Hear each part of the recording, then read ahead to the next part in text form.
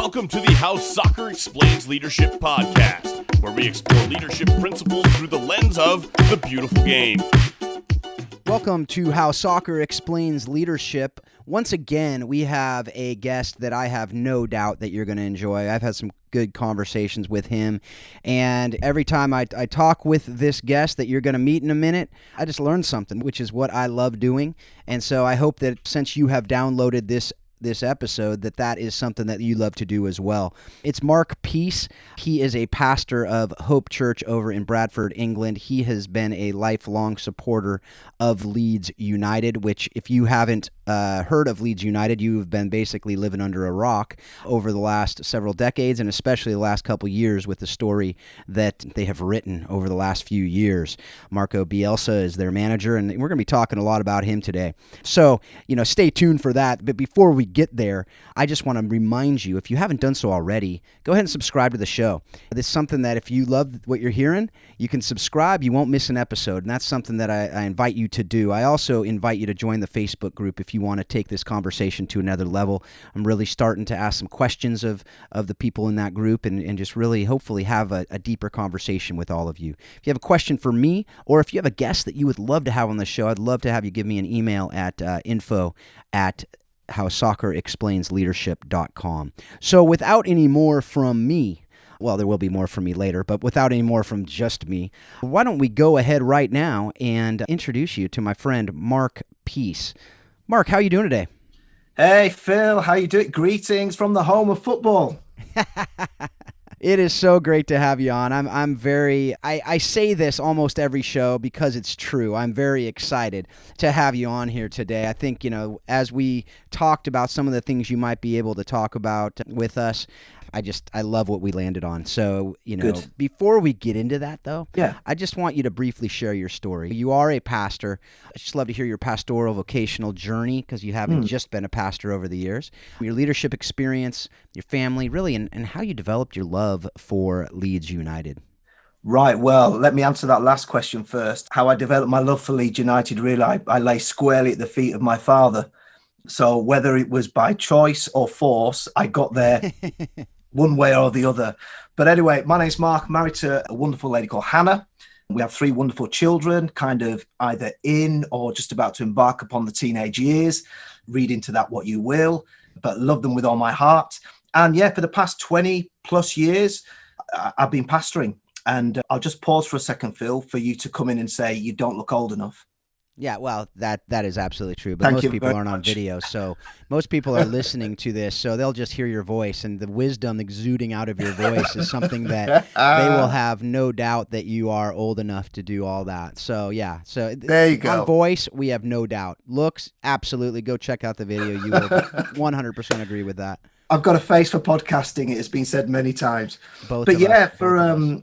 for 20 plus years, been in ministry, brought up in a Christian home, which I'm grateful for. I actually got saved at a Billy Graham convention way back in the day when he used to do these football ground crusades. I remember it was 1984.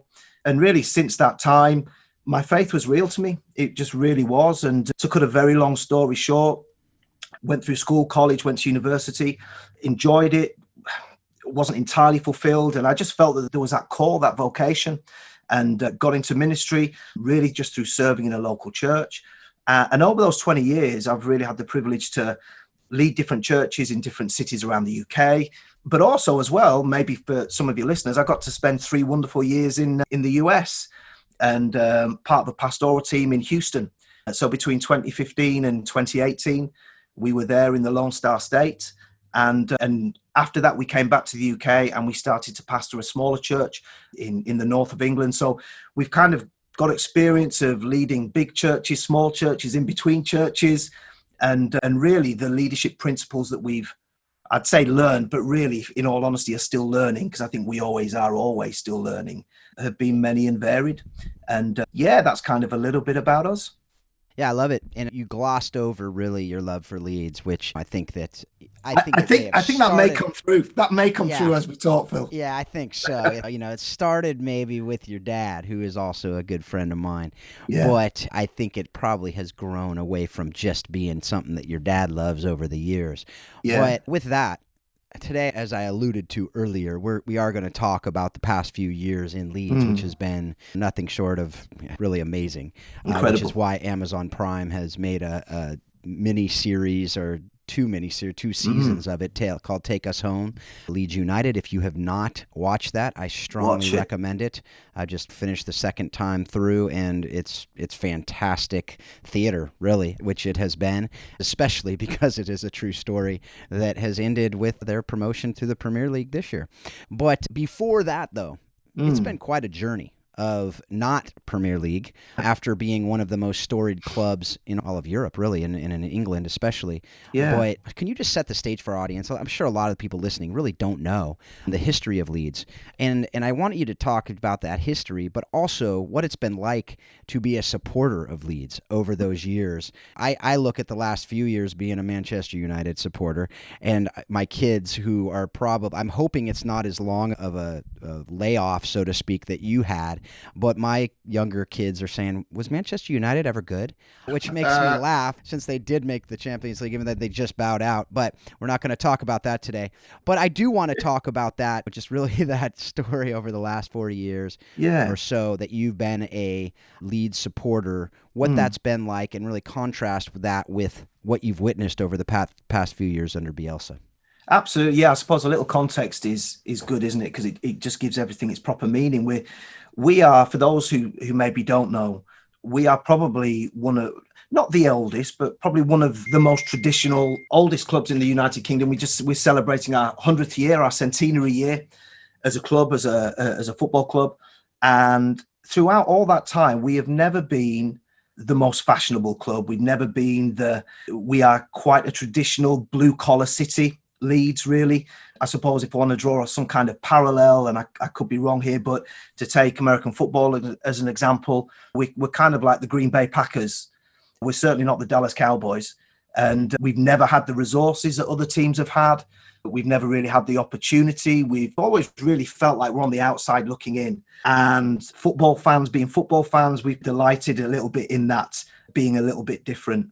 And really our history is one long, at that 100 years, probably other than a 10 to 12, 15-year period in the 60s and 70s, for any soccer historians out there, we were kind of like the top of the tree.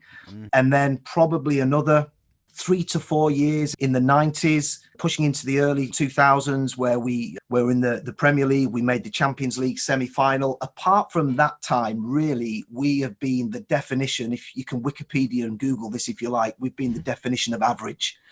and that's been tough, particularly when and this has been part of the problem for our club, is that, by the way, today we're kind of looking at this like a case study, if that's all right. So right, absolutely. To kind of put some of these principles on. But when you're a club that has had some success, you always feel like, when's the next time?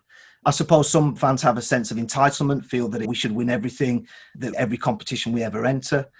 And probably for about the past 16 to 20 years, before we got promoted this past summer, we have been languishing in the nether regions of the footballing wilderness, not just in the division below the Premier League. We spent a good 3-4 years, I believe, in the division below that. I've got no idea what the US equivalent of that is, but we were so far away from the promised land that it wasn't funny. And the amount of coaches we'd had, the amount of owners that we'd had, they'd come, they'd go. We'd have 3 coaches in a year, in one season. I mean, how on earth you can try and build something to last or get some kind of stability? It just was not there. And then suddenly we get taken over by this guy, Andrea Radzini, Italian businessman with a bit of a sports media background. He takes over. But suddenly we make this appointment, a man by the name of Marco Bielsa, a very well-known man in the world of coaching. And he became our manager 2.5 to 3 years ago. In all honesty, most regular fans didn't know much about him. They'd heard of him, but really didn't know much about him. But suddenly we started hearing all these pundits and all these other coaches start to talk about this man that we didn't really know who he was in glowing terms. And the more we looked into him, the more we thought, how on earth, as a club like us, in our particular position, how on earth have we landed a guy like this? But land him we did. And he came and the journey started and the rest is history. And I'm sure some of that we're going to talk about. But yeah, the context and the history, it has been challenging. It has been barren. There has not been an open checkbook. We have not had the means, still don't have the means to go and buy the kind of players that we feel that we would like.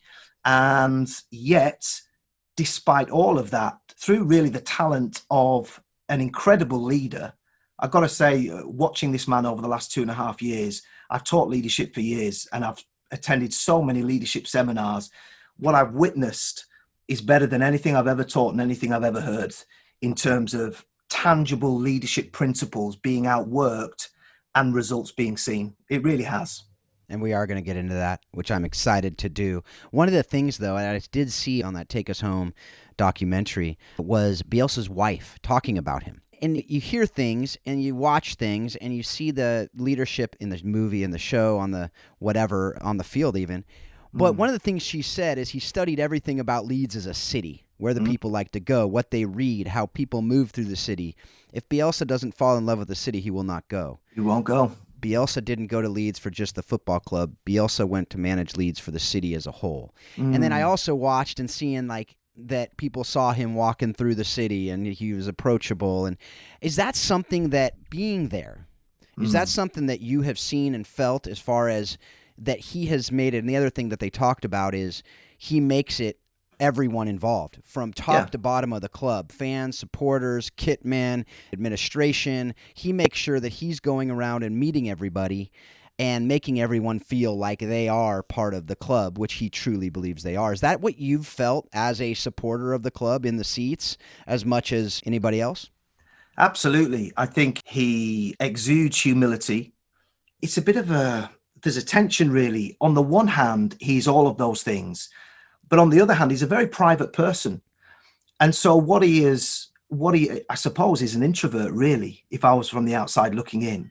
But somehow what he's done, he has portrayed himself in a way that people have bought into him. They love the way that he carries himself. He certainly doesn't call himself the special one, although a lot of what he does is very, very special. You listen to him being interviewed, it's always about the players. It's always about the club. In fact, one of the first things he did, and I think this won the hearts and minds of the people because it was different with our squad. One of the first days of training, they're all expecting to kick a ball around and try and impress the coach. He put all the footballs away and he got them walking, not just around the training ground, but around the small town where the training ground is. Got them walking around for 4 hours, picking up litter, picking up trash. Wow. And at the end, the players are all thinking, these are highly paid superstar wannabe players. And at the end of it, he said, I just wanted you to remember what it's like to be somebody out there while you're living their dream, who go to work for 40, 50 hours a week and spend maybe the little money that they have, their hard-earned resources, on paying to come and watch you perform. And things like that suddenly just endeared him to the public, endeared him to the players, because I think it took a lot of them by surprise, but they respected what he did. And I don't know of any other coach, I've certainly not heard or read about one who's done something like that, because sadly, particularly when it comes to superstardom, and the tendency is to, particularly in a world of player power, is to pander to every whim and every request of the superstar. Yeah. And yet this was different. I think from that moment, that started to forge something unique in the team, in the organization, something different that we'd never seen before. And it's funny how you can always kind of trace things back to a starting point. And as a result of that, I think because of those things, he really has endeared himself. Like you say, you see him walking around the city. You'll often see him riding a public bus, a man who's very well recompensed, that gets on a public bus. Noah lives in a tiny little apartment above a little shop.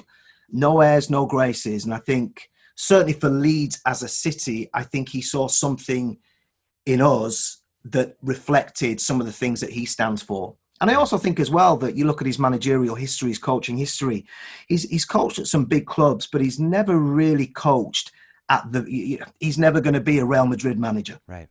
Because there's something about that doesn't fit with, I think he knows his lane. I think he knows what he wants to build and where he can and where he can't build that. And again, I suppose that's a very important lesson, isn't it? About we can't be all things to all men as much as we'd like to. There are lanes for us all. And I think he's very good at picking his. I agree with that, all of that. And before we get into the specifics of that, though, which we will dig into that. I want to mine into that a bit more, but I do want to draw back out a little bit more. I love taking kind of the seeing the forest first, right? So really I do want to talk about the trees and some of the specific leadership principles. But now let's start at kind of that 30,000-foot view.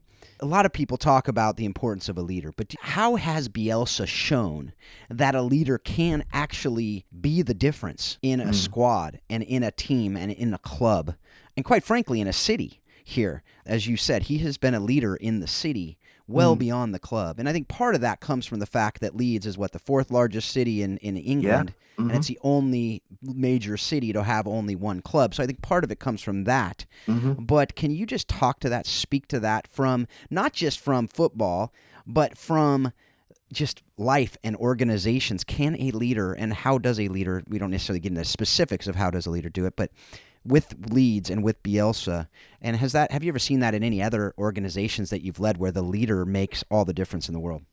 Yeah, I mean, like I said, we will get into the specifics, but if I was to bring it back to the lowest common denominator, it would be simply this. The reason why I can tell he has made all the difference is simply this: results. I've sat through so many leadership seminars and programs and 7 ways to build a business and 5 ways to build a thriving church. And at the end of the day, if we're all being honest, if you look at the results, you may have enjoyed the program, you may have enjoyed the seminar, you may have had a great time, you may buy all the merchandise. At the end of the day, success is results driven. Now, that can sound a little bit harsh, so let me quantify that. By results, I'm not just talking about, are we winning competition?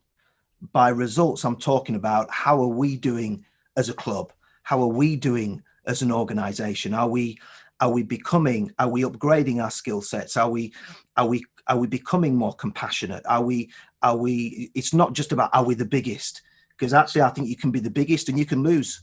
And you can just look at soccer for some great examples of that.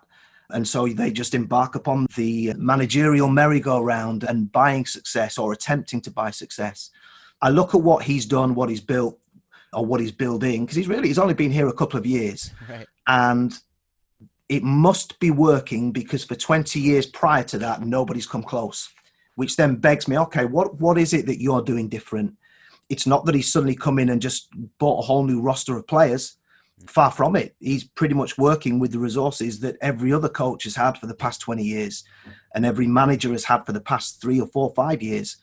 And I look at him and I just think there must be something about what you're doing that demands my respect and demands my attention, because you are producing something on different levels that I've not seen anybody come close to. Yeah, you kind of alluded to some of that I want to dig a little deeper into right now, which is that he came in and just really changed these same players that were playing. And quite frankly, you say he picked up a couple players. It's not like he came in and brought in the major strikers. He brought in a striker from Middlesbrough, for crying out loud, a guy who no one had heard of before. Who was rejected really by Chelsea. They didn't want him, kept farming him out on loan to different clubs, probably had about 7 or 8 loan clubs, came to us for the first year, and we were thinking like everybody else, he's not good enough. But like you say, suddenly things start to happen. So how is that? How can that be? Yeah, and we're talking about Patrick Bamford, by the way, if you didn't know. And he was hurt for a good chunk of that first season, right? But these other players are all of a sudden coming out, and the same players he's making into star. And I remember hearing it on that documentary where he's like, Calvin Phillips, he's going to be one of the best in the league. These other guys, he's going to be one of the best in the league. And it's just, you hear about that and you go, okay, whatever. But then it happens and you go, Wow. Yeah. Okay. Like there's something going on here that's different. So with that, and the other thing that you see is you just listen to how his former players talk about him, listen to how his people he works with talk about him, listen to how the administration talks about him. Yeah. He's been described really as that teacher. He only takes on big challenges. There's this admiration. I remember hearing Ander Herrera in that. I liked him a lot more when he was on Manchester United, but he's a phenomenal player. It's funny because I like him a lot more now. I know you do. It's amazing how that works. But he's talking about just him really almost on a pedestal. Yeah. And it was his former coach. So with that, it really goes to culture. It really goes to this idea of the leader's philosophy, style, identity, culture. And we've had a lot of other coaches on this show, and they've talked about that, where the team really will take on the identity of the manager and coach if they're doing it well. So it better be healthy, right? So what is that Bielsa has brought to this squad that is that identity, that philosophy that he brings, that you believe from your vantage point has really made the difference? I think he's got them to believe. Let me going back to what you were saying before about Patrick Bamford as an example, case in point, and how a coach can get something out of a player, out of a resource that maybe others haven't been able to, even though many have tried. I think there's a difference between, and I saw this a lot in American sports, actually, when we were out there in Houston for 3 years, fell in love with American sports, particularly baseball and American football. And you could see the difference, and it's the same here in the UK, between good, effective coaches and coaches, really leaders that I can describe them no other way than this, trying to surf the wave, whether it's the wave of resources, whether it's the wave of just the stars in quotes aligning, or ride the wave of an easy draw or whatever. There's a difference between a coach who can pump up and motivate a player as opposed to one who can actually make a player to start believing themselves. They're two completely different things. And I look across our squad of players who, to all intents and purposes, bar 1, 2, 3 players that we recruited over the summer who aren't household names, but, did cost a little bit of money. The squad that he's working with is a championship level squad, the division under the Premiership. He's working with players who for years performed at best mid-table, year in, year out. And he's come in and somehow he's got them to buy into that identity. And I think this is a key as well. He's got them to own it. So they not only buy into it, they own it, and they can carry it out when they're on the field of play. For anybody who's kind of been following the Premiership season this year, here's a great case in point of that in action. We played Manchester City in one of our early games. We had quite a tough start. And we had the first, you've all seen games like this, the first 20 minutes are games where we hardly touch the ball. Everything we do well, we couldn't do well. And we just couldn't bypass their press. And our playmaker, really, Calvin Phillips, who everything goes through, he's our quarterback, if you like. They were just shutting him down. We couldn't get any passes away. We were hemmed in. They got a goal, looked like we were going to ship 4 or 5.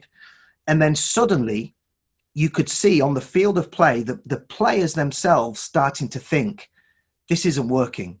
Where can I position myself on the field so I can get into a place where I'm effective? Yeah, a coach can shout from the sideline, but when they're doing that and plays in real time, you can shout as much as you like. Really, a lot of it goes in one ear and goes out the other ear, because you've got to be able to think, process, and adapt in real time. And this is one of the things really that I'd contrast with American football. In soccer, we don't have the luxury of a timeout. In soccer, we don't have a luxury of, okay, we're going to exercise this play. Oh, that didn't work. Let's huddle together. Let's try this play. And it's kind of very piecemeal. In soccer, it's fluid. And so you've got to make sure that your team that you are leading not only just nod their heads and say, yes, coach, but suddenly buy into and own what you're teaching them, so that when the going gets tough out there, they can start to remedy and action solutions and be proactive, because what the coach thinks, they now think. And it becomes that quick flow of thought and adaptation. And that's been one of the key differences. Somehow and obviously I'm not a party to the training field. I don't know how he does it in that sense, but to see how he has done that and to see it outplayed on the field of play, it's just an incredible thing. It really is. Yeah, with that, with your leadership, I mean, how have you done that with your organizations? How have you done that with your staff? I mean, as you talked about, you have this idea that, and I want to get back to that, just the actual culture that he has brought in and really the style of play and how he's gotten different people to, as you said, you're not sure how he has gotten to buy in, but I think there is something that is different than how most teams play, and I think that's important to talk about a little bit more. But I want to stick on this flexibility and adaptability side of things. With a leader can be one of two things. Well, not one of two. There can be a lot of different things. But in this instance, it can be somebody who is, like you said, and I've watched soccer games where the coach is literally on the sideline telling each player where to pass. Yeah. And it is like robotic, and from these girls were 12, 13, 14 up to 16, 17, and it was not fluid. It was just, and they were fearing that they were going to be making mistakes. They can't think for themselves. Yeah, it leads really to a toxic environment. Versus, like you said, where you instill in them what you want them to know, who you want them to be, what your culture is, who you are as an organization, who you are as a team, your style, and you say, go. Yeah. And then they have freedom within those parameters. They have freedom within that structure, which usually leads to the best. But how have you been able to do that outside the pitch when you're in these different organizations, or how have you seen other leaders do that? Yeah, what that has taught me, and this is quite a humbling lesson, because human beings, we can, if we don't renew our minds, we can be the kings of deflection, or if only, or if I had this. And seeing what has happened in my club over the past couple of years has taught me is this: as a leader, most of the time, everything you need for the next step, you already have. It's under your nose. The problem is, a lot of the time we don't see it. So I think you've raised it already, Phil, that you alluded to it in the video that you saw, the Take Me Home. Here comes Marco Bielsa, and he's saying about Calvin Phillips. And that was actually at his job interview when the directors of the club flew out to Argentina to talk about his appointment. And when they sat round a table, it turns out that he'd watched every game from the past 3 seasons, every minute of every game in the space of a week, had analysed all the players, didn't even know the players by name, but knew them by number. And these were players that most of us as fans, we wanted them out. They weren't good enough. They're not going to make the grade. And it was at that moment that he was saying, I'm going to make Calvin Phillips the best central defensive midfielder. He wasn't even a central defensive midfielder when he said that. He was a box-to-box, an 8 or pushing a 10. He said, I'm going to make him I call him a 4, but a defensive midfielder. And he had a unique ability to see the potential in what was already there. What everybody else was saying was not good enough, would not work. And therefore it's taught me this: I might not have everything that I need in whatever I'm building, whatever I'm working on, whatever team I'm trying to put out on the field. But a lot of what I do need, or that will help me to get there, I already have, which then forces me to think and to concede, well, if there's no one there to help me, in the right sense, I don't need that help. Sure, there's a time when we all need that help, and we all need that investment, and we all need that opportunity, and for that door to open. But for me to make the next step, what can I work with? Who can I develop? Who can I make believe in themselves? And I've seen it in church life. I've seen it in education, because I'm an educator as well by profession.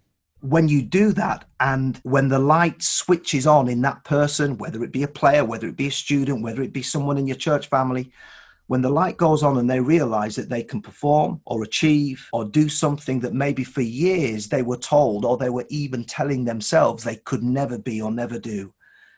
I don't think in life you can get anything that is as pure or as rewarding as that.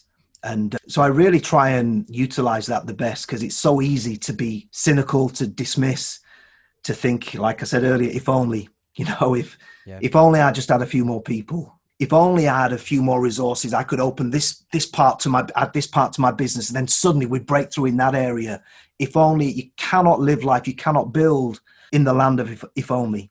And that's been one of the biggest lessons that I am learning. And like I say, I've heard people talk about it in leadership seminars, but in all honesty, this is probably one of the few places where I've seen it outworked, and it's a great principle to live by.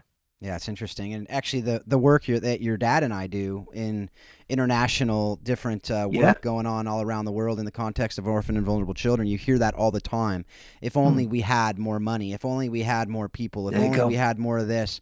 And what, your dad and I do a lot of is really just speaking that truth into people that, look, you guys have so many strengths here that are so much more valuable than you see and how can you use those to do this work that really will likely be much more effective than if you bring people from the outside who don't know your culture and don't know who you are and don't know the style that you are working in and your community and the relationships and all these other things. So, and you see that on the football pitch too, right? You see that all the time when you bring in this other player and they theoretically are great, but they play for themselves, or they don't know the culture, or they don't know the style, or they're used to playing a different formation, and it takes them a while, and sometimes they never get it, and sometimes they just don't fit in that culture.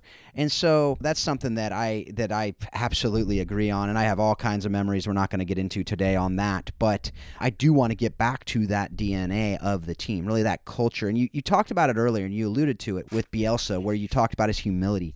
Jim Collins talks about that, where you need that level 5 leader has that humility, but he also has that professional will. And really, I think that professional will, the humility is really that learning posture. What an amazing story. He watched 3 years of matches to understand this game. He didn't even know he was taking the job yet, right? And as supporters, we couldn't even bring ourselves to watch 70 minutes, never mind 90 minutes of abject garbage.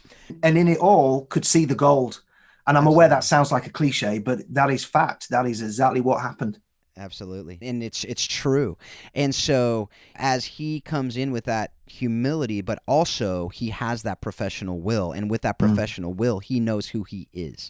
And so can you talk about that part? That I think the way you talked about it when we were having a conversation beforehand, preparing for this episode, you talked about it like not every business is Apple. Leeds will never be Man United.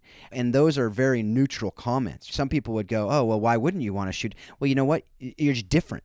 And that's not only okay, that's what makes this world a very exciting and interesting place, but it's also what makes these different organizations and clubs special. So what is it that Bielsa brings to Leeds United that is different? And how do you think, you said you're not on the pitch, but how do you think, based on what you've watched in the show, based on what you've seen in the city, that he has gotten this team to buy into a very unorthodox approach, especially in today's, it's really a not unorthodox 30, 40 years ago, but in today's day and age, it's a very unorthodox approach to the game.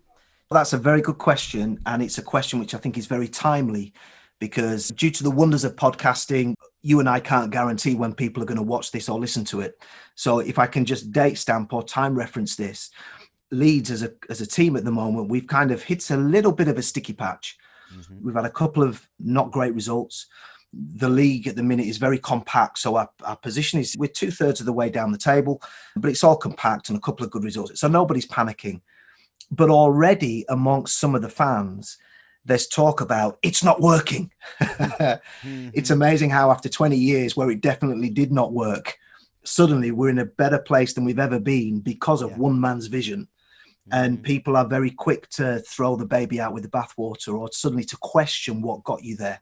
And I think a lot of the time it's because people are, I put it this way, the curse of imitation. Imitation is a dangerous thing. And we see it, I see it in ministry. People want to be like the people that they feel are success. I'll often ask people, what is success to you? And I always get different answers. Like we were talking the other time, not every business is Apple. Not every business is the big success. Not every retail outlet is Target. Just proving there that I know a little bit about America. That I live there. I got it. You're trying to get street cred over here. I got it. That's good. Not every church is like the church. And again, for football organizations, clubs, not every club can be a Liverpool. Not every team can be a Galactico. So what is it that you bring? What is it that you can be? Because if you try and be a preacher like somebody else, you'll never do it and they'll see through you. If you try and be a manager like somebody else, you may pull it off for 1, 2, 3 years, but you'll never last beyond that, because suddenly what looked like it was working will start to fall apart because the foundations aren't there, or the character is not there, and you start falling out with your players, or your players fall out with you, and all of that kind of stuff. And I've seen that with our club. We have a very distinct way of playing that we've talked about, that the players have bought into. And I think the reason why it is proving to be successful to a degree, and that the players are buying into it, because there's a big price to pay for how we play. Physically, it's very demanding. The players are also seeing that it is working. And every human being loves to be a part of something or feel connected to something that is working. We see that in church. If there's church scandal, half your congregation will be out through the door, regardless of them investigating the rights and the wrongs and the truth and the whatever, and because people don't want to be associated with failure. And I look at our club and I look at our players and the messages that are being communicated to them. Imagine this: a right back following the left winger all the way over to the opposite side of the field of play. Most coaches will be saying, "What are you doing? Keep your shape." Mm-hmm. But actually, we don't have a shape. We have a kind of a fluid, moving, megamorphing, whatever you want to call it. And that's why you'll hear every opponent that we play come after and say, we've never come up against that. It is a different way of playing football. And I think the coach has this mentality. And I think it's risky, but I think it's also positive. He feels like the game, in his eyes, should be played a certain way. So if we're going to play it, we're going to play it in a way that reflects us. Not just the coach, but also the players that have bought into it. I look at the EPL history over the past couple of years, particularly the clubs that come up, bar the odd exception. Most of them come up, dispense with the majority of the players that got them there, and try to find a new way of playing to survive. Yep. Spend a heck of a lot of money doing it, and invariably get relegated. And then they have the debt to deal with. And then it creates a bit of a vicious cycle. Whereas I think our coach, and another, Sheffield United is another example from getting promoted last season, and they had a great first year. They've come up and they've decided, this is what got us here. These are the players that pretty much got us here. So with a little bit of tweaking, we're going to continue the same way. And if it's not good enough, or if we fail, or if we get knocked out, we would rather be carried out on our shield than to try and imitate somebody else and be somebody we're not. And interestingly enough, I think a lot of the successful coaches understand that. You'd hear a Pep Guardiola talk glowingly about Marcelo Bielsa, but he will also honestly say the way he sees football, the way I see football, Pochettino as well, the way, and they would consider themselves disciples, if you like, of Bielsa, right. But they will say we see the game differently to him. Yep. So even when he's coaching or mentoring, he's not molding them to be mini hymns. He's giving them what they need to become them. And I think he's doing that with the team. So we've got a bunch of average players now who realize that they can compete at this level. And suddenly that does something to you, that actually I can be confident in how we view the game. We can be confident of what we stand for as a team. Yes, we may take a couple of heavy negative results, and we have done. But on the plus side, we're going to win more than we lose. Yep. To succeed in the Premiership, you're not going to succeed by drawing a bunch of games and having a tight defence. The only way you're going to stay up and succeed in the Premiership as a new club is to score goals. Yeah. Because every team that gets relegated usually gets relegated because they can't score goals. And that's all. The way we set up, the way we play is geared to that. If you score 3, we're going to try and score 4. Now, sometimes as a supporter, I watched the game last night and we were tearing our, we're so open, we're so exposed. What are 7 players doing, charging into the penalty area? But that's the way he is. And you'll take the negatives because you think, actually, in the bigger scheme of things, this is what got us there. And I would rather beat us and not make it than be somebody else and fail, be somebody else and just about make it. And actually, I think the reality is we will be fine. And I am aware that I've just rambled for a whole lot of time there, Phil. No, that was good. That's good. Tell me if you agree with this. Here's my theory on it. From a leadership perspective, I'm curious to hear if you, being over there, I'm obviously all the way out here in California, so I may know nothing about it. But watching what I watch, watching the team play, knowing what I know about leadership, I really believe that he came in, and I didn't even know that story about walking around the community, but just when he came in, what did he do?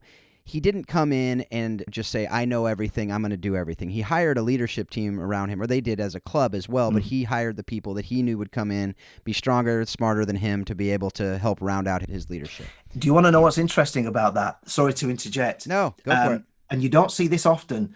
He brought with him the team that he takes with him everywhere, which is another leadership principle, really, about who you walk life with and who is your close circle, who are your trusted sounding boards. These guys are guys who have been with him pretty much day in, day out through it. So at Marseille, for the 5 minutes he was at Lazio, and then that all didn't work out for promises that were broken and whatnot. In Spain, this core of people have traveled with him.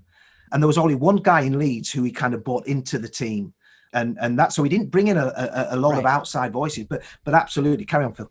Absolutely. I love it. I love the commentary. This is good. This is good. And then, because I do want you to correct me or help me to frame it a bit more, but the club itself as well. So that owner you talked about earlier, he didn't just go, I'm doing it. He brought in those other people from different perspectives to say, as a great leader does. So you see this from top to bottom, and the players are watching this unfold. So then he comes in, does these things to build trust. I mean, that's really what he does when he walks around the community. That's what he does when he has these meetings. That's what he does when he's sharing with them what they do. But he doesn't just stop there. He goes out. He's on the field. You watch him out there in the training. He's getting there. He's pushing them to be to their limits. He's running the crud out of them. And they say that there's one thing he does. They're going to be fit. They're not going to be the ones who are the least fit on that team ever. And if they are, he's going to run them harder that next week. I mean, I loved when it was talking about how with one of the teams he built bungalows there at the training pitches where they would stay overnight. I mean, that's just crazy talk, right? Where a lot of players would go, no way. But because he built... Sounds like a cult, right?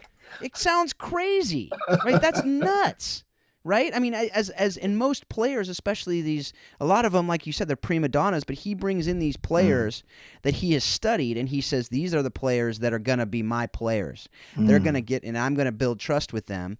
And then the other way I build trust is not just on that pitch, but it's when I do these interviews. So then they interview them about when they lost, and they brutal playoff loss to Derby County after they're up in the away. They say no other team has ever not made it after winning the away leg in the championship playoff.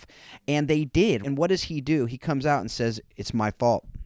I take full responsibility for that. That builds trust. Absolutely. That's that humility. And then they say, okay, whatever you say, I'm going to follow you. And that's what we talk about with leadership, is that leadership is influence. It's not title. It's not this position that you have.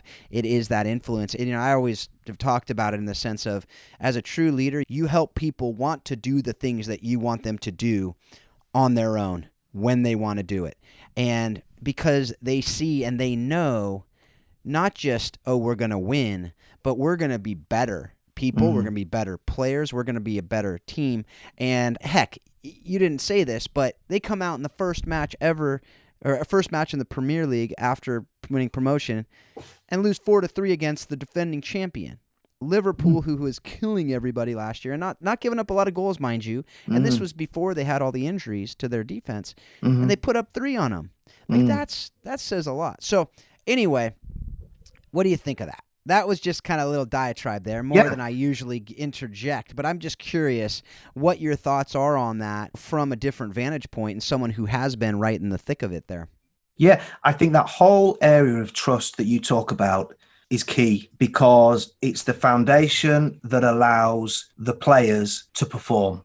For us, if you're in business, in whatever field of work you are or calling, without the trust of those that you're working with, there is no foundation to build. And I've seen that in the club. And when those around you now start to demonstrate trust and take on the characteristics, so I'm not talking about becoming a clone, but you start to imbibe that DNA so that it becomes your identity, it then starts to seep its way through the organization. So here's a story that was great. It's probably about a year ago. Leeds were linked with signing a player, and I think the coach rated him, and we've got a guy in the club who does all our transfer business and signing players, and he's the very eccentric Spanish guy, Victor Orta, that if you've seen the documentary on Amazon. And then anyway, so there were talks with this about signing this guy, and anyway, there was also this other kid just coming through the ranks, doing great, a hot prospect, just a young kid. And you know what it's like, young kids, we see it at clubs the world over. You'll see it at your club, Phil. We see kids do silly things. And so one of the times this kid just comes into training, and a kid who's not really broken into the first team yet, but comes in, kitted out in all this designer gear, carrying the Prada designer kind of man bag, and just waltzes into the training thing to do his workout.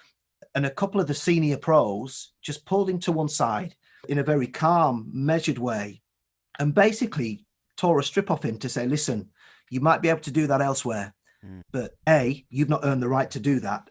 And B, you look around this room. Do you see us doing that? Do you see us carrying ourselves that way?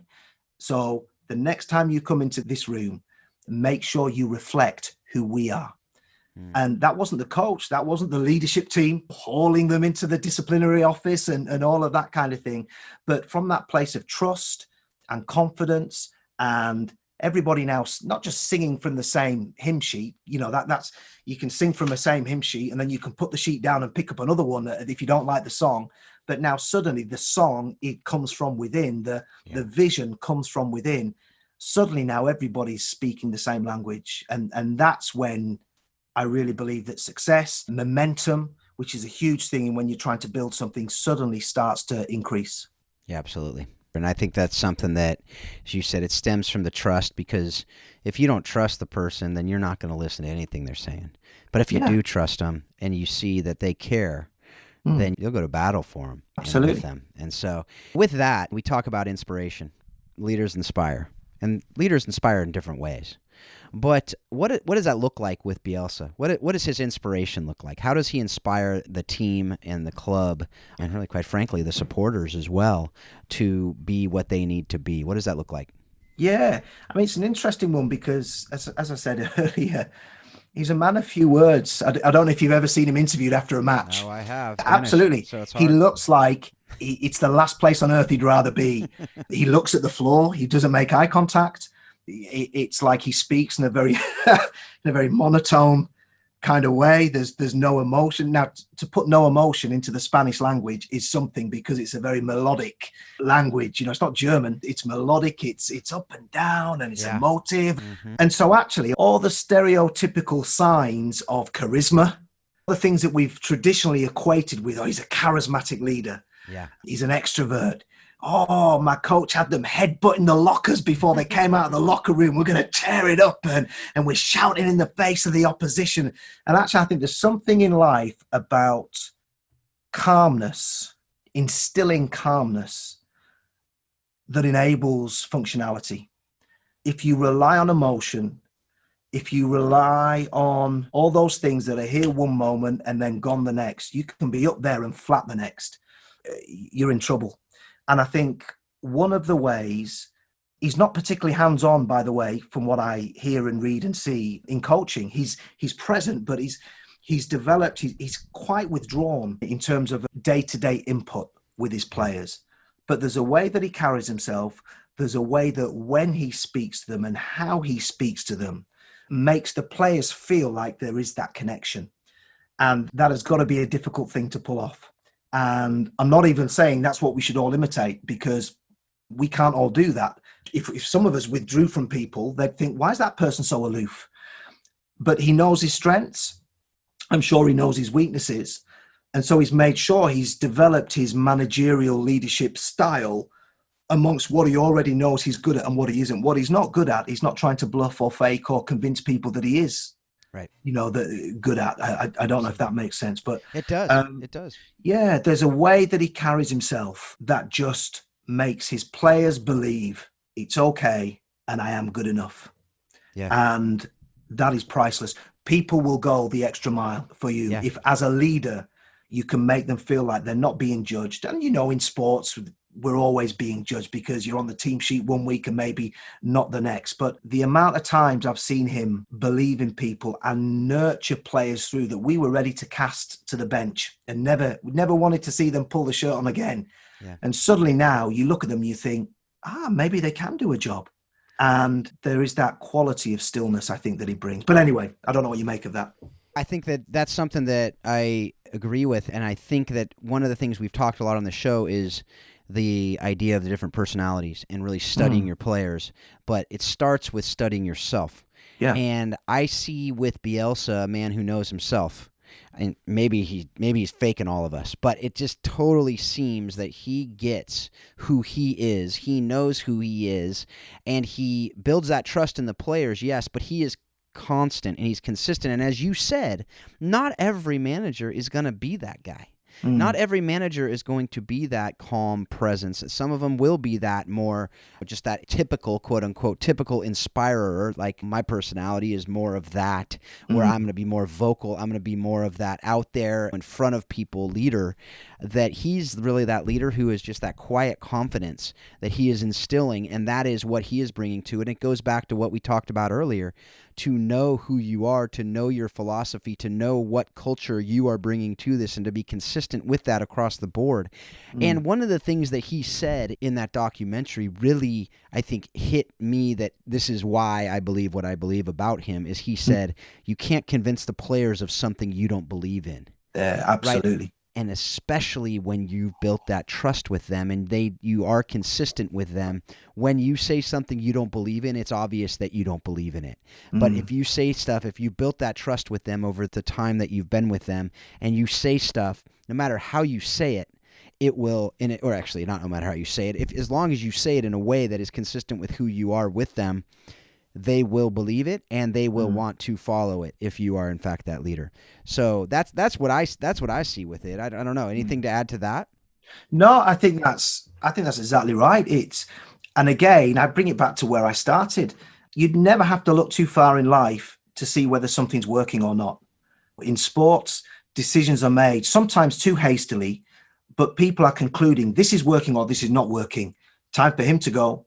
Time for us to try something different. We were talking about, weren't we, at the beginning, about clubs with managers maybe still trying to find their identity. And we see that struggle being outworked before our very eyes, and players who are talented, players who are gifted, suddenly looking like, really, should they be on the field, or looking bang average, not because they are bang average, but because now suddenly there's no trust, there's no confidence, and so therefore there's no foundation to perform. Yeah. And I'm constantly amazed at how often we see that short-term nature in sports. I appreciate there's a lot of money involved. I appreciate everybody wants to win, but sometimes some of the changes that are hastily made are done at the expense of the future. And Jesus said something interesting, didn't he? Sorry, I didn't mean to bring it back to, but hey, I'm a pastor, so I'm gonna just. But he gave an account about just talking about a tree, and he says when you're digging that tree, when you're looking after that tree, give it a few years, give it 2 years, give it 3 years. If it's not producing anything after the next, then cut it down. I'm not saying every manager, every coach gets 4 years. No, far from it. But you've got to give something enough time to see whether there are any shoots there. So there you go. Well, Alex Ferguson got about 3 years. Yeah, he was 2 games from being fired. That's right. And yet somebody thought, do you know what? I can see something. And history was then made and speaks for itself. Sometimes I think we're hasty. We're too hasty. Goes back again to what I was saying about working what's already within your hands. Maybe we've all benched some people in our different outlooks in life, and not because they're not good enough, but maybe we've not been able to see how they're being deployed or what's in them. Maybe we're deploying them poorly. Yeah. Maybe they haven't got a left foot, but we keep putting them on the left wing. Maybe they're a goalkeeper, but they can't catch. Again, we've got to take that responsibility. Absolutely. How many wingers have become outside backs?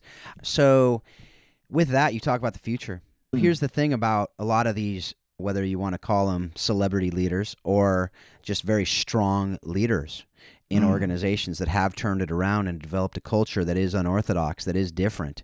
So how do you prepare for the future with that? Any great leader will prepare for his or her departure and set up the organization for success after their departure. Yeah. what does that look like in a football club, particularly when Bielsa is so different from the rest? I mean, really, I don't know of another, maybe back in 15 with Leicester when they had a very similar counterattacking, very forward, just let's go after it. But they had a bit more defensive mindset as well than Leeds. It's hard to be less. I mean, his defense is a strong attack, which is what I remember hearing some of my coaches back in the early 90s. How do you prepare for that future, for his departure in that culture of the club, to say, it's not always going to be Bielsa. There's going to be somebody else. In every organization, there will be somebody else if it's a strong organization, and it's not totally dependent on that person. I think a couple of things in response to that. Firstly, I'm praying that day never comes, but we all know it will. So we do. We joke with my friends and my family. We joke that, well, we're going to enjoy this ride while it lasts, because this time next year we'll probably have Sam Allardyce. And no disrespect to Sam Allardyce, by the way, who is successful in how he sees and how he views and how he outworks it. But we know that a day is coming. I mean, he's a 65-year-old man living away from home, has pretty much done that most of his professional life. I think we as supporters are very aware of the personal sacrifice that he has made. That's why traditionally, wherever he has gone, he has worked on the basis with the various organisations of I don't want a long-term contract. I will work on a rolling year-to-year 12-month agreement, which is how it's always been with Leeds. So every end of every year we think, okay, is he coming back? And we know that he is, but we know that day's coming when he isn't. And so I'm going to answer your question from a fan's point of view and then from a leader's perspective. From a fan's point of view, we're dreading it, but we're realists, and we know we have no divine right to succeed. We know that football is cyclical. I mean, look at your team at the moment. Yeah. You have the glory years of the 90s and the early noughties, and now it's cyclical. Liverpool in the 80s, and then relatively barren, and then it's starting to come through. Manchester City for years, nowhere, and have built on a different model, but got a great coach, and so it's been their season, and you get the occasional Leicesters, and so we're realists. We know where we are. We know that it won't last forever. The nature of football is you will win some and you will lose some, and enjoy the good times and suck up the bad times. Now, from an organisation's point of view, how are we preparing and how are we looking forward? One of the things that has delighted me is our team name is Leeds United. For the past 20 years, we probably could have been renamed Leeds Disunited or Leeds Dysfunctional, because now as an organisation, we've had crazy owners. We've had owners who've been out there for their own agenda. We've had owners who have taken out without putting much in. We've had owners who've used us as a stepping stone. We've had owners who have taken the club and withdrawn it from the city. So now there was no chemistry between the club and the city that it was representing. And so actually, even though we talked about Marcelo Bielsa a lot in this podcast, a lot of credit has to go to the owner, Andrea Razzani, because he's been totally different to what we've had before. And yes, he, along with Victor Orta and the chief executive, Angus Kinnear, had the vision to go and get a Marcelo Bielsa. But at the same time, they built the foundations as now a club, as a family club, to now reconnect with all of the different areas of the city that it used to, but for the past 15, 20 years, it hasn't. So it's built relationships. It's working in partnership with many different charities and social enterprises. It's doing so much good in the community, working with underprivileged kids, and not just football education, but education at large. And remember, at the beginning, I was talking about what is success. If it's just about how you are and how many games you win, then that's a small definition of success, which ultimately will not fulfill because it is cyclical.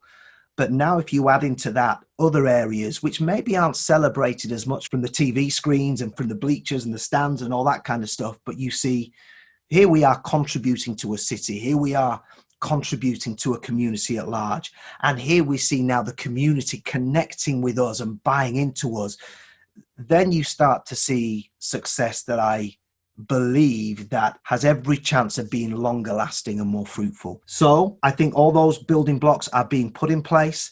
Yes, Marcelo Bielsa, we may get 1 year, 2 years, 3 years tops out of him, but he will also know, because it's not all about him. and we're starting to see it. He will be putting things in place for the team post Bielsa. Yeah. And it is my hope and it's my prayer that what he's building will last, because you'll have seen it oftentimes. New people come in and they do away with the old and just want to assert themselves. And I think that's something we sometimes badly do in church, in ministry, in business. There is a place for honoring the past. Not that it becomes crippling or sets an unattainable bar, but there is a place for that. So a fan's perspective and a businessman's perspective, they're two different things. But hey, that's sports, isn't it?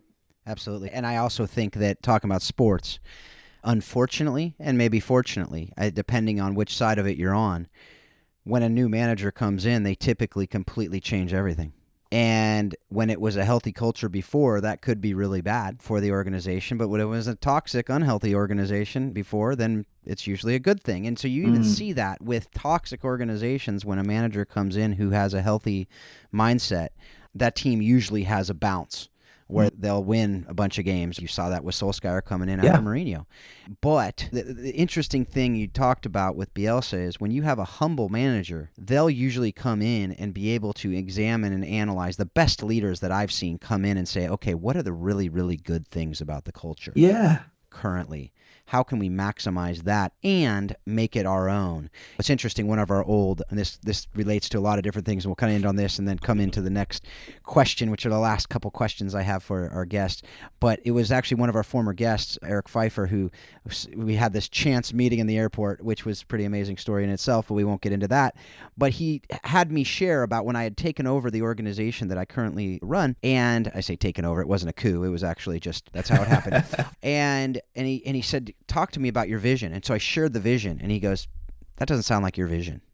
Because I hadn't made it to be me as the leader yet. I basically erred on the other side, which was coming in to just take on what that past guy did. That's not healthy either, because that leader needs to say, this is my leadership here, not in an arrogant way, but in a, I am the leader, that professional will side of things, but also have that humble posture of what can I learn from the prior leader that was my predecessor, because there's got to be a lot of good that was there. And there was a ton of good. And so that's what I did. I studied, okay, what are the great things? And then where do we want to go? And how do we combine that together? And so that would come, a lot of that would come from that continuity of that top level leadership. I mean, an interesting story there, if I can just throw that in, it just absolutely backs up what you're saying. Leeds is probably most successful, most famous manager. It was a guy called Don Revie. And he was our manager during the 60s and that period of time when we were like the footballing force in the UK. And he then went, long story short, he was promoted to the England job. So he became the national team coach.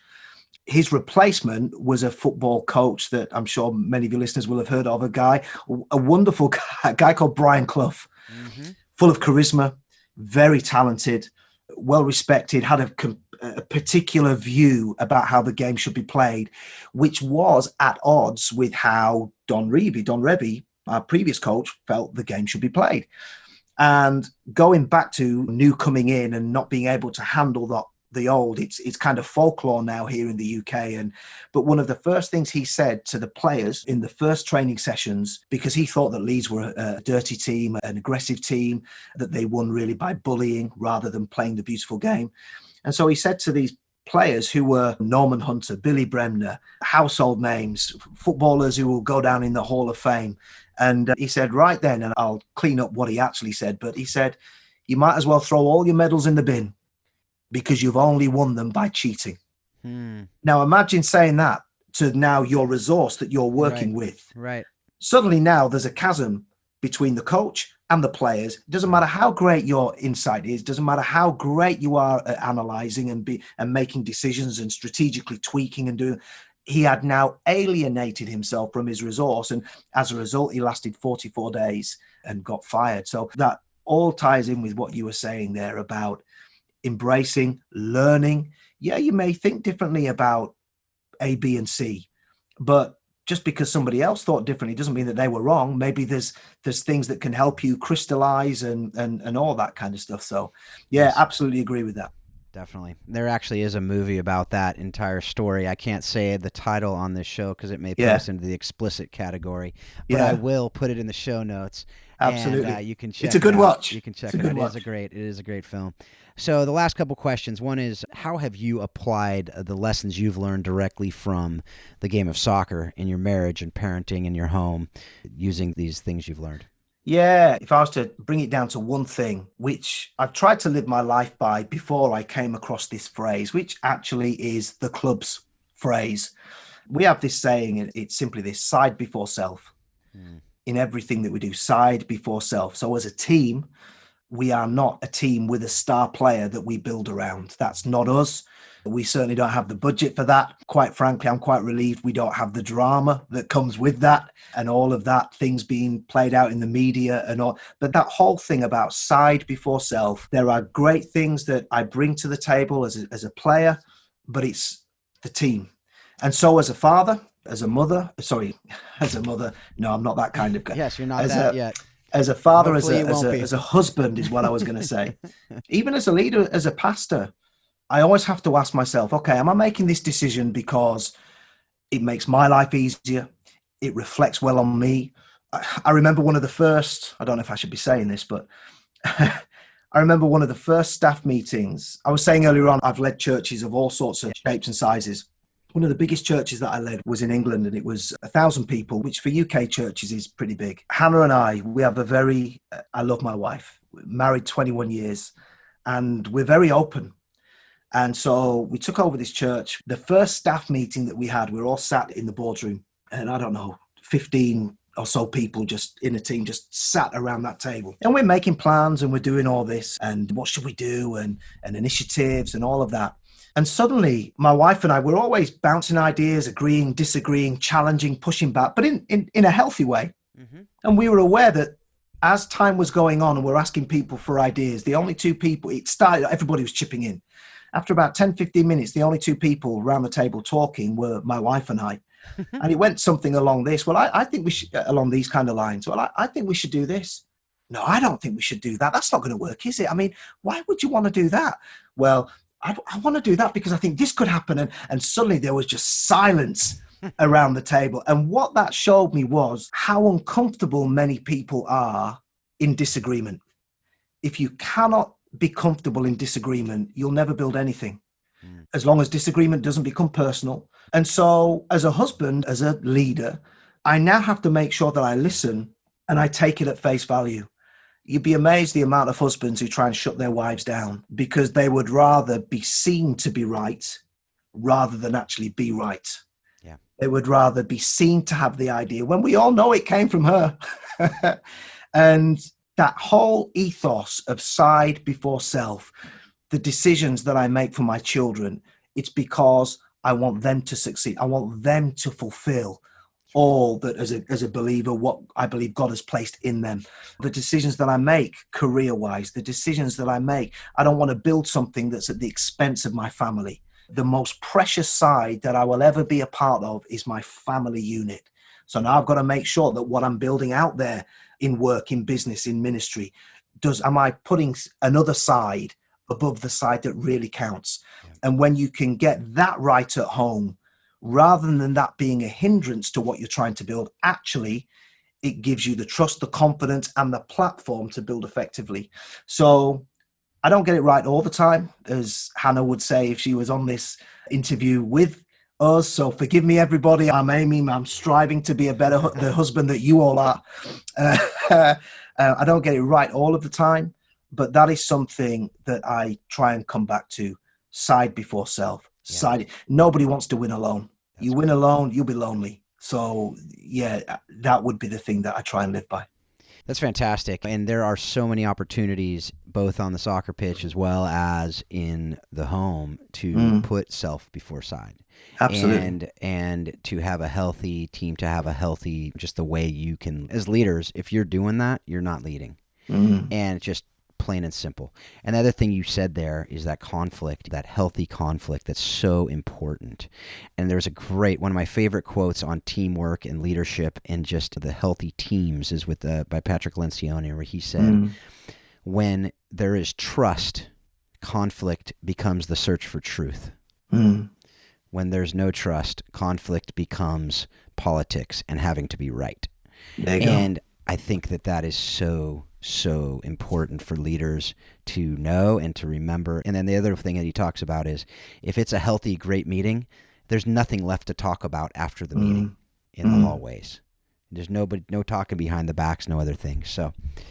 So with that, the last question we ask all of our guests is, what have you read, watched, or listened to recently or just in your life that has most impacted your thinking on how soccer explains life and leadership? Do you know, it's, again, I suppose I come back to, my answer to that question will be everything that I've just talked about. Really, the last 2.5 years, better than any book that I've read, because I've seen it play out before my very eyes. We all talk about turning an organization round. Well, I've seen it turn. I've kind of grown up in churches, talk about, we're going to do this and we're going to accomplish this and we're going to start this. And we talk and we talk and we talk and we never do it. We never build it. We never contribute. Nothing appreciates because we are there. And yet I see what has happened within. And I feel very privileged, actually, to be a supporter of a club where this could have happened anywhere. But this journey has happened in a location that is precious to me. Yeah. And maybe because of that, I'm not looking at this through rose-tinted spectacles. Maybe because of that, I'm aware that it may hit home to me more than most. I get that. I'm not expecting everybody to become a dyed-in-the-wool Leeds United fan after. In fact, if anything, it probably has further entrenched their opposition. So I'm hoping people can glean between the fans further and the leadership principles. Yeah. But to see the journey, I've got to say, it's just been wonderful to see a man have the confidence to be himself and to put a marker down and to invest in a bunch of people that everybody had thought would never make it. And suddenly, here we are. As you can probably tell, I don't even think I can put that into words eloquently enough. It has impacted me tremendously. And I'd encourage anybody to watch that documentary on Amazon. I'd encourage anybody to read any of his stuff, particularly if they've got that coaching. Frank Lampard the other day, and you know Frank Lampard and Marcelo Bielsa have a bit of history, but he will always be respectful about the man's coaching, will refer to his coaching literature that he's produced. And how can it not impact? I suppose my last thing that I've got to say, if you don't have any more questions, is, and this is what I love about him, there was a tweet that came out the other day, so I hope I get this right. And it was in an article that somebody had written. And Marcelo Bielsa started his coaching journey with a club in Brazil called Newell's Old Boys. And he was a player. He was never the greatest player. Interesting, isn't it, how it's usually not the best players that make the best coaches. Yep. And so coaches were appointed at junior level in his club. And so he's retired as a player. So this, first of all, the hot prospect, recently retired player gets the best players. And then the guy kind of just below him gets the next pool of players. You know, he picks the next. And so Marcelo Bielsa is left with the leftovers to compete in a different league. And so at the club, they'd all be playing, training, and all these other groups were playing with the ball, playing football. They'd be laughing, they'd be joking. First training session, Marcelo says, put the footballs away, put your bibs down.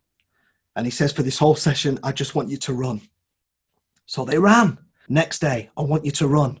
And they ran.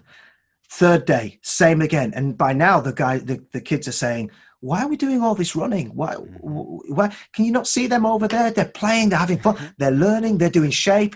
And he said this, he says, by the end of this season, we will outperform those other teams and we will win the competition that we were in. And sure enough, what happened is they did. That's exactly how it turned out. But the point is this, in one of the coaching sessions, one of the players, one of the kids said to him, Marcelo Bielsa asked the question, one of the kids answered. He asked the question, in a game, how many opportunities do you think that there are realistically to score a goal? So the kids are looking around at one another thinking, I don't know, maybe 4, 5, 6, maybe 10 if you're lucky. And then out of nowhere, he replies, he said, no, I've analysed this. There are over 600 opportunities. Now, I don't know where he got that from. Within 90 minutes of play, to score a goal. That is why I make you run. That is why all my teams will be fitter than any other, because we will utilize every moment, every second of every game to get the victory. And again, that ties back to analysis, that ties back to his ability to see not just the minutiae, but also the bigger picture. And when I hear things like that, and then when I see it outwork on the field of play, I'm like, how can I not be impacted by this man? And so I think I answered about 4 questions you didn't ask there, but anyway, it's all good. That's where a lot of the gold comes from, though. So I appreciate that, and I appreciate you taking the time to be a part of this. And I look forward to getting this out to everybody, because I have no doubt it will help others to learn little nuggets and some really big things as well. So thanks a lot, Mark. There you go. And in 3 years' time, when Sam Allardyce is our manager, come and interview me again, and you'll find I've pulled all my hair out and probably disowned football. But until then, I'm gonna ride this journey. Well, thanks a lot. My pleasure. All right, folks. Well, thank you again for the download. I appreciate, again, you doing this and being a part of this show. So without any more today, because this interview did go a little longer than we expected it to, but I think that was all for the good for all of us. I think we're all better for it. But I do hope that you take everything that you're learning from this show, and I hope that you do go and take a look at that Take Us Home documentary, and you learn from it as well, and you use all that you're learning to help you to be a better leader in every area of your life with everything that you're learning from the beautiful game. Thanks a lot. Have a great week.